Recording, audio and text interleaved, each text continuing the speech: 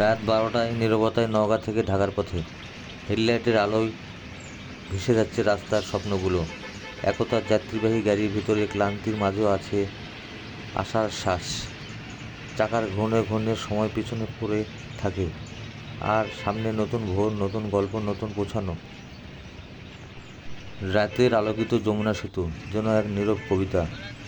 অন্ধকার জলের বুকে আলোর আঁকা স্বপ্নের রেখা। চুপচাপ বয়ে চলা যমুনা গুনছে প্রতীকের ভাবনা, আর সেতুর আলোয় মনে হয় এই রাত, এই পথ, এই যাত্রা সবই স্মৃতির জন্য থেমে আছে।